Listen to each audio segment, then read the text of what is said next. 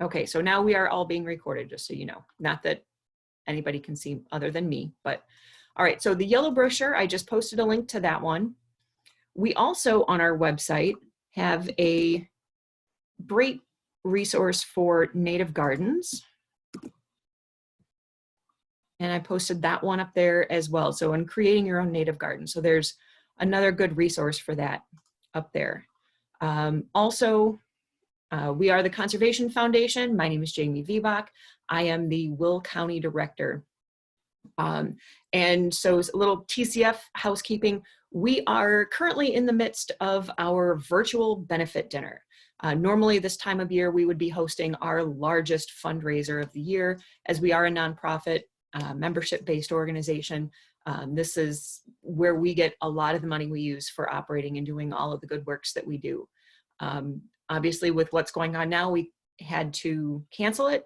So we moved it all online. There's currently the silent auction is going on virtually online right now. It is really awesome. We've got so much really good stuff in there, so many plants, lots of kits for plants for all different areas, tons of stuff like that. A lot of them will be shipped to your house. So the organization that donated them is willing to ship them. So a lot of that stuff can just be mailed. So definitely check out that silent auction. Go to our website. There's a very prominent link for it there, theconservationfoundation.org. We are also doing our native plant and veggie plant sale virtually. So it'll all be pre-ordered. You can go to our website again. The ordering opens May 1st. So May 1st through 3rd, go to our website, place your pre-order for all the native plants that you're going to hear about here in a bit. And you drive up, pick them up, contact free. It's great. So pick up, order May 1st through 3rd with pickup on May 8th and 9th. Also, the next webinar after today is going to be Thursday. I've been trying to do these every week on Monday and Thursday about 1 o'clock. So hopefully you've been able to join us for several of these so far. But Thursday, I'm really excited about the one I'm doing Thursday, because Thursday is going to be early spring wildflowers.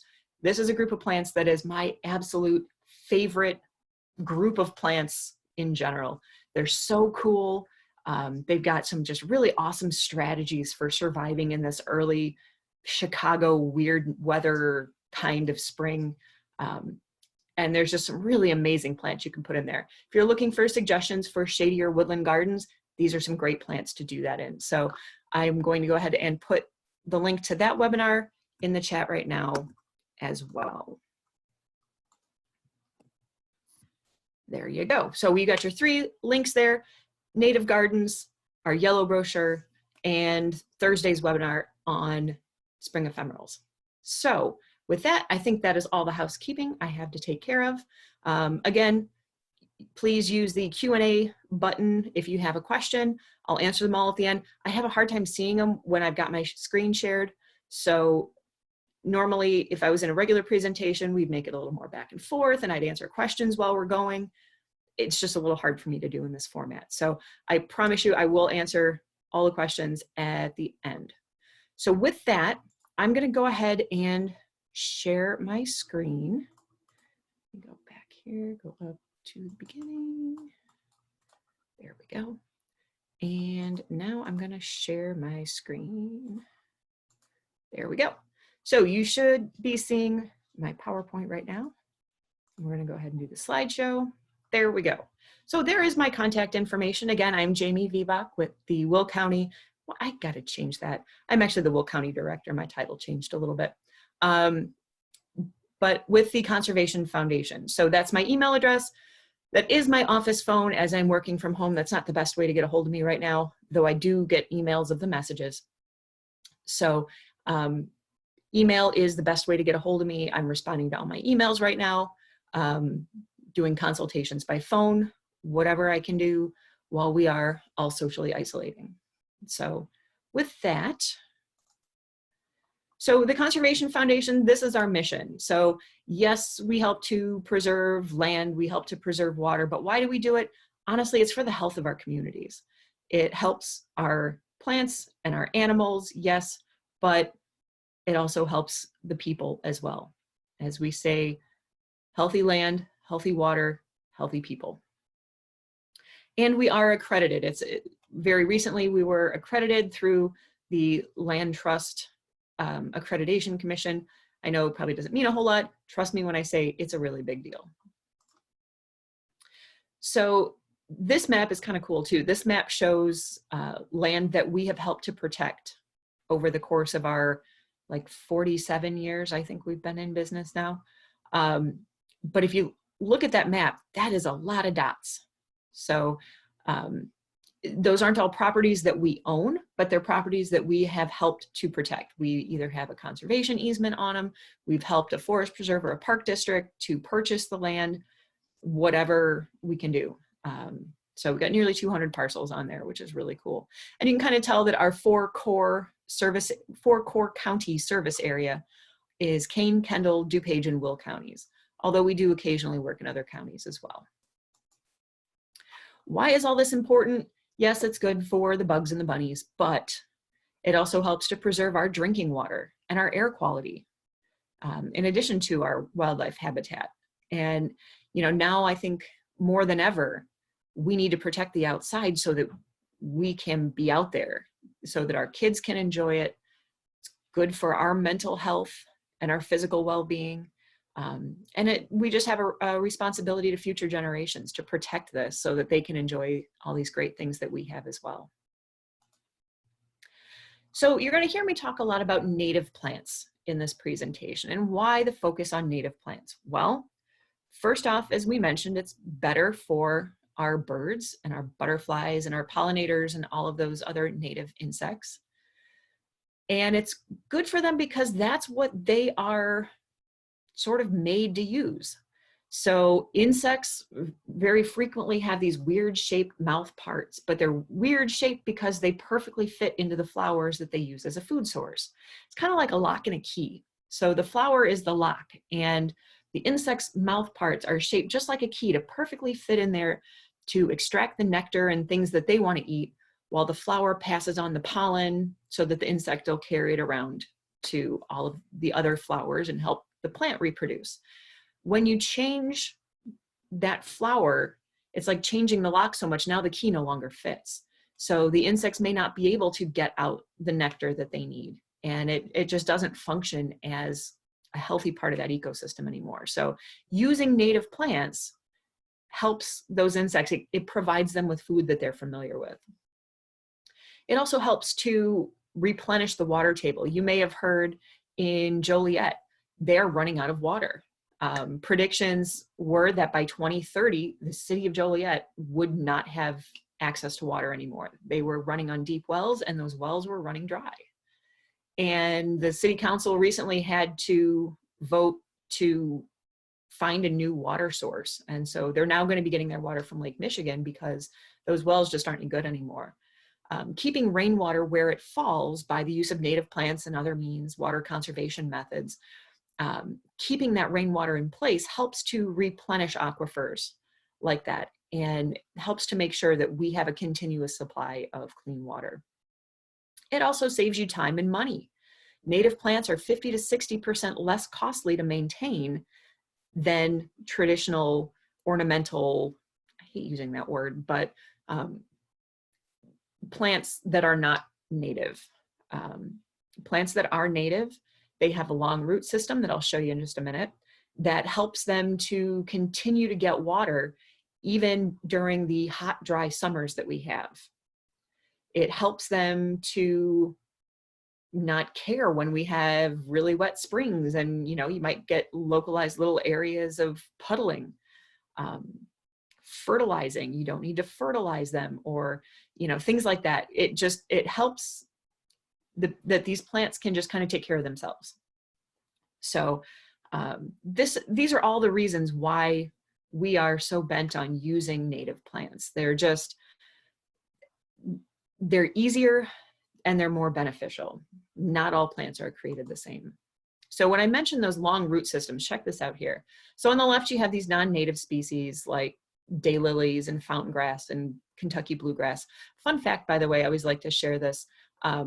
So you know where Kentucky bluegrass is actually native to? I'll give you a hint, it's not Kentucky. It's actually the Middle East. So if you are trying to live in a very sandy soil type, you want to have a shallow net-like root system that helps you to kind of hold on to the sand and keep your spot and keep from blowing away in that really kind of loose shifting sort of sand. You see the same thing at the dunes.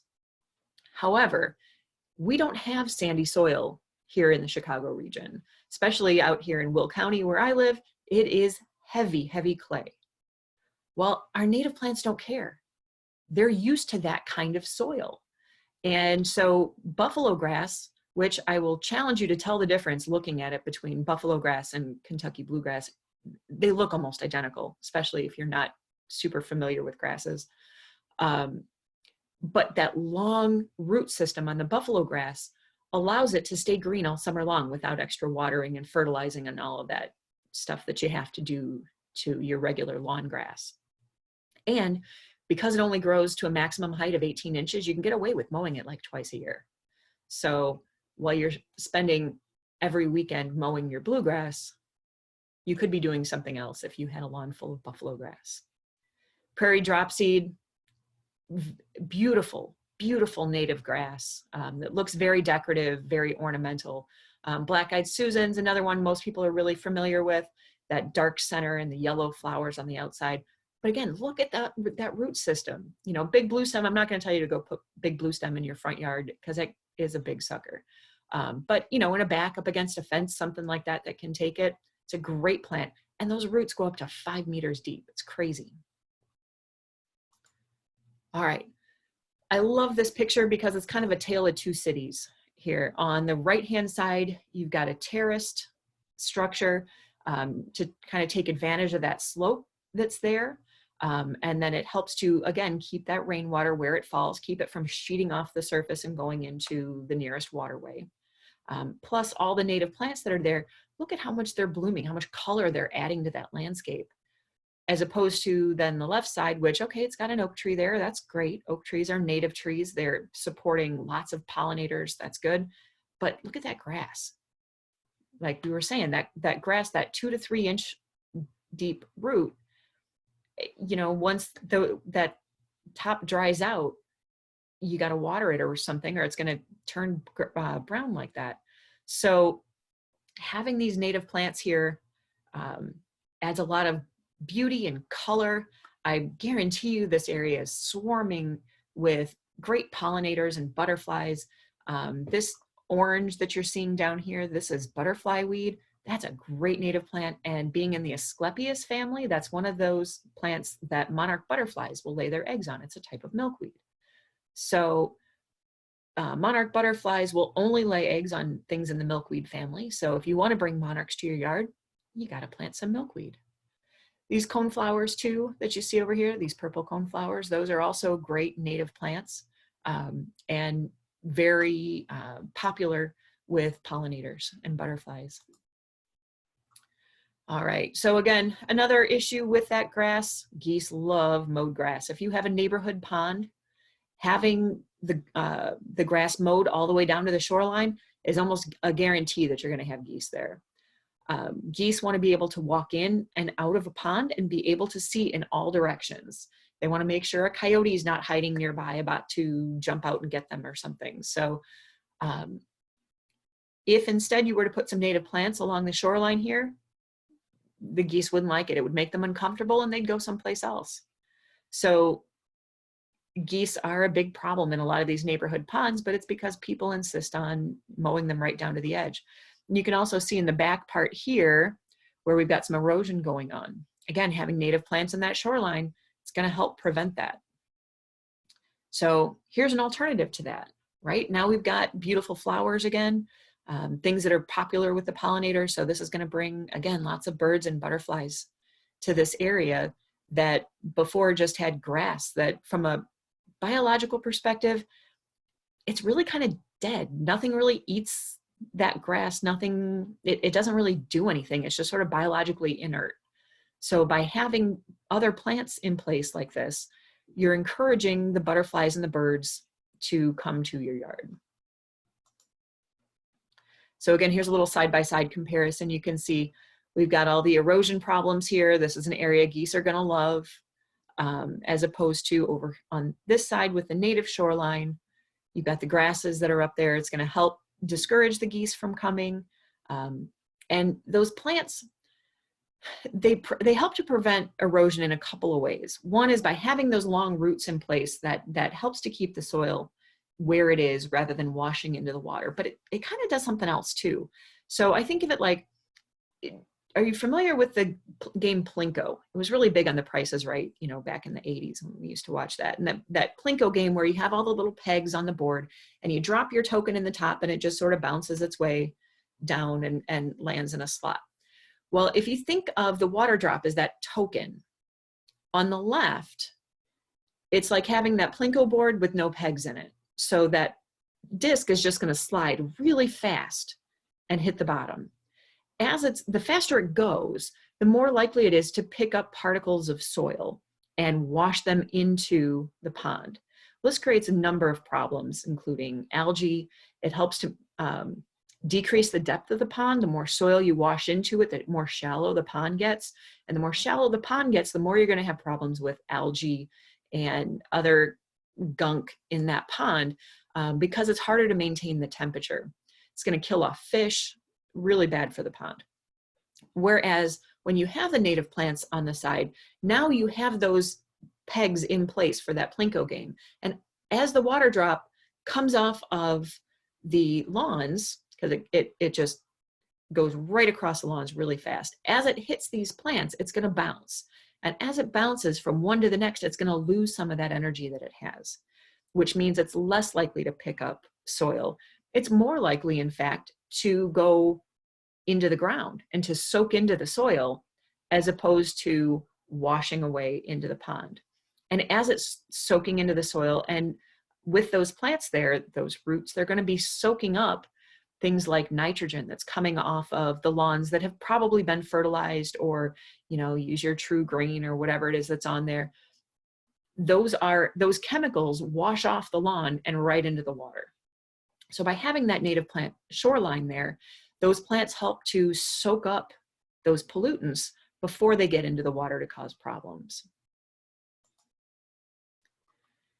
This is a really interesting situation here. This was a Park District property. This is a bike trail that they had, and at this little triangle piece used to be grass. And so they would have to bring the mowers out just specifically to mow this little area. And we said, well, why don't you throw some native plants in there? Then you won't have to mow it anymore. So they put those plants in there. I guarantee you there's lots of fun little butterflies and things swirling around in there now, so that as people are riding their bikes or jogging past, they have something a little more interesting to look at rather than just a little green patch of grass. But the Park District also no longer has to mow that. So it's less time, less mowing for them, and it actually ends up saving them money in the long run. So one of the questions that I get a lot is, well, I don't want to put a native plant garden in because I'm allergic to bees, or I'm afraid of bees. I don't want to get stung. Well, fact of the matter is there are 3,000 to 4,000 different species of native bees here in Illinois. Many of them, well, I shouldn't say many. Some of them don't even have stingers. This little guy down here is a carpenter bee. He doesn't even have a stinger. I mean, they're like big flying teddy bears, literally. The other native bees and things in the bee family, they're not interested in you. They're way too busy trying to collect pollen and nectar. They're not going to bother with you. You're not a flower. They don't care. So here's kind of the difference. So the honeybee on the left, honeybees, by the way, are not native bees either. They are technically agricultural animals, just like a cow or a pig. They're not native. They're mainly brought in from Europe, from Italy. Most of them are Italian. But because they pollinate crops and they do help us, they don't get in the way of native bees too much. And they do a really great job of pollinating our food crops. So we kind of give them a pass on that. But honeybees, like all types of bees, their stingers are shaped like a fish hook. So anybody who's ever had the misfortune of getting a fish hook stuck in them, or have seen how hard it is to get out of a fish's mouth, that's what they're dealing with. So when they sting something, it actually rips off part of their abdomen when they fly away. They're going to die. They know this. They don't want to sting you. It's really only going to be a last line of defense. So you have to really be threatening their colony or their hive. And honestly, many of our native bees are solitary, so they don't have a hive to defend anyway. I mean, you have to like try and grab them or step on them, which I don't recommend, by the way. I've done it. I don't recommend it before they're going to sting you. Yellow jackets, on the other hand, are a type of wasp. They're frequently mistaken for bees. Their stingers are more like a hypodermic needle. They can sting over and over and over again and fly away and be just fine. I swear I hear them laughing. So they don't care about your native plants because they're actually carnivores. So bees are going after pollen and nectar. Yellow jackets are going after protein and salt. They're the ones that are coming after your bag of chips and your bologna sandwich or your can of pop or whatever. That's not good. The native bees don't care about any of that. So they're not going to be a problem. Putting in a native pollinator garden does not increase your chances of being stung. So this is a great place to start if you're thinking about putting native plants in your yard. So these 5 genus here, the Rudbeckia, which are the black-eyed Susans, asters, milkweed, oaks, and goldenrod, these 5 genus of plants will support 3/4 of all pollinators native here in the Chicago region. Just these 5 genus, that's it. So if you put in 1 plant from each of these genus, you're doing a great thing to support a large number of pollinators. So goldenrod can be a little bit tricky. You got to watch the species because they can look a little bit weedy. But asters are a great plant to put in because they bloom in the fall. So one of the things we try to do is we as humans, to keep our interest, we want to have things blooming as long as possible. It does sort of double duty because it also helps the pollinators to have stuff to eat all throughout our growing season here. So you want to have things that start growing early in the spring, as well as things that'll grow all the way through like October. So asters are one of the last things that bloom around here. So they're a really great plant to put in. Real nice, pretty fall flowers there. They come in various shades of blues and purples and whites. Milkweed, again, very beneficial. The nectar for all kinds of butterflies, but for monarchs especially, it's the one thing their caterpillars are going to eat. And then oaks are just crazy the number of insects that they support. So if you've got an ash tree that's died recently you're looking to replace, or you know, something else that's just not quite working out for you, definitely consider oaks. They're not as slow growing as you think they are. You know, yeah, they take a long time to get to be that, you know, 150-foot tree or whatever they are, but they do grow and they are very, very nice trees to have in your yard. And then black-eyed Susans, another very commonly seen native plant that's really great to have in your yard. And you can add them to your existing landscaping. I'm not trying to say that you should just tear up all of your lawn and replace it all with native plants, though if you want to, that's fine. That's a great idea. But we live in the suburbs. It's, you know, kind of expected that you're going to have some lawn. But just start replacing rather than putting in, you know, a bunch of pansies in the spot where you've always put pansies. Maybe try some butterfly weed instead, or coreopsis we've got up here in the upper left. There's my pointer. So we've got some coreopsis up here. This is that butterfly weed. Very, very striking. Photo really doesn't do it justice there. It's really a bright, bright orange. This one's yarrow. Yarrow is another really great pollinator plant there. Blazing star is a butterfly magnet. Butterflies just love blazing star. And then down here, cardinal flower adds a really bright strike of red to your landscaping. It's really very, very stunning. And then down here in the lower right-hand side, this is a spice bush. Spice bush is really interesting. They've got, you know, real pretty flowers in the spring, and then they turn that great shade of yellow in the fall. And there is a type of butterfly that uses that as a host plant called the spice bush swallowtail, which is, they've got really cool caterpillars. So that's another fun one as well. So these you can substitute out some of the normally ornamental stuff that we would put in, and with these native plants that will come back year after year. Now you also want to be managing your stormwater. So rain barrels are a great way to do that, especially if you're putting in all these new plants and now you need to water them. Having a rain barrel is a great way to conserve water. They hook up right to your downspout, and every time it rains, now you get 55 gallons of free water to use. And rainwater is quite honestly better than tap water for watering plants anyway.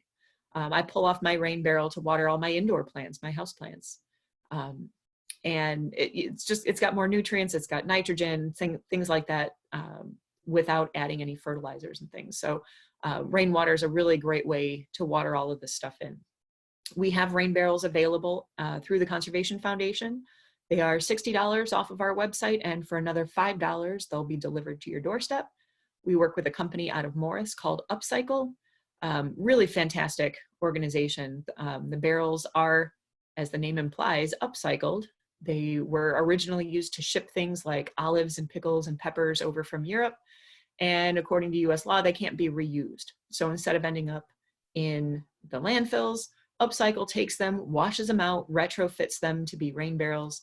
And they're quite honestly some of the best made rain barrels for the lowest price that I've seen. So highly, highly recommend those if you're thinking about getting them. We do have another webinar that I had done earlier on rain barrels and rain gardens, which is the next thing I'm going to talk about. If you're interested in watching the recording of that, let me know and I can send you the link to that. I'm working at getting the links on our website. Hopefully we'll have that going soon. But on the right then you can see a rain garden. So caveat, these aren't always legal to put in. It depends on your area and where the easement is, what you can put where. So make sure before you go doing something like this that it's actually okay that you do it. Anyway, this homeowner had a little indentation where the the culvert would come through, and he would just have standing water here all the time. By putting in a rain garden, now these long rooted plants help that water to go down into the soil, keep it from sitting on the surface. And now instead of having a muddy pit in his front yard, he has this beautiful garden. Not everything in this garden is native. You can see some hosta there and some lilies, but there's enough native stuff there that it's very functional and quite honestly, very beautiful. I'd love to have that in my front yard. So our Conservation at Home program, through this program, someone like me would come out and walk around your yard with you, and we can talk about native plants. So if you already have native plants in your yard and you're doing something with your stormwater, great, here's your sign. If, however, you're just starting out on this, you're one of those people that maybe just has a few, you're looking for ideas for more, we can give you lots of ideas on what you can put where, native plants that will work. We'll talk about how you're designing your yard.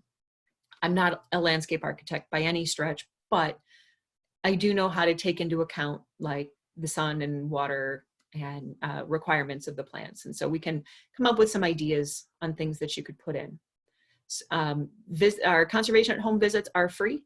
There is no charge for that. So, we can come out to your yard anytime.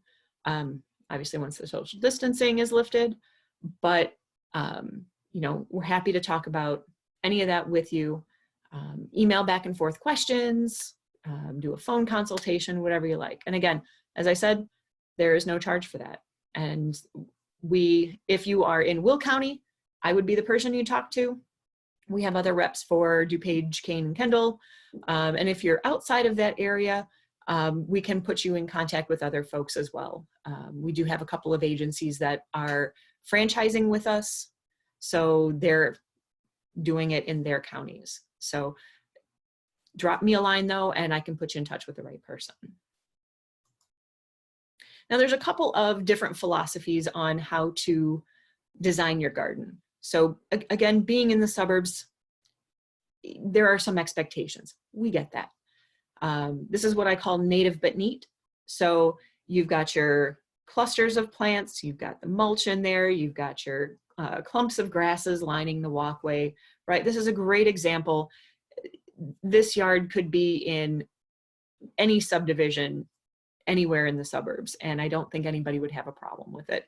But that's mostly all native, you know, including, there's a little nut tree. I think he said it was a filbert. I forget exactly, but, you know, so this is a great example of a nice, neat, organized planting using native plants.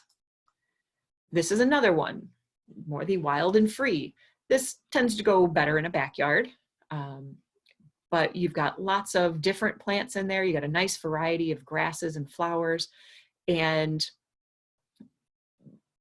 this sort of planting, you know, you've got all the plants kind of working together. You've got lots of food opportunities for all the different pollinators. Really great example of that. Both are perfectly acceptable. It all depends on what you like. We also have our Conservation at Work program, which is sort of the sister program for non-residential properties. Oops. There we go. So, and here is a list of some of the places that have gotten our Conservation at Work certification. So some wonderful organizations like the Shedd Aquarium and Cantini, Morton Arboretum, Governor State University.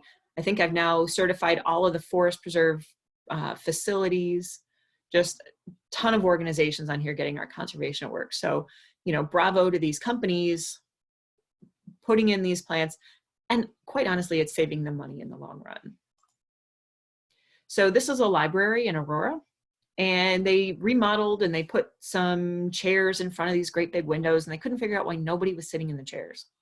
You know, nobody wanted to look outside. Well, they just put in this huge glass rotunda. Like, that was the whole point, was for people to see outside, but nobody is using them. So we said, well, maybe if we did something with the landscaping here.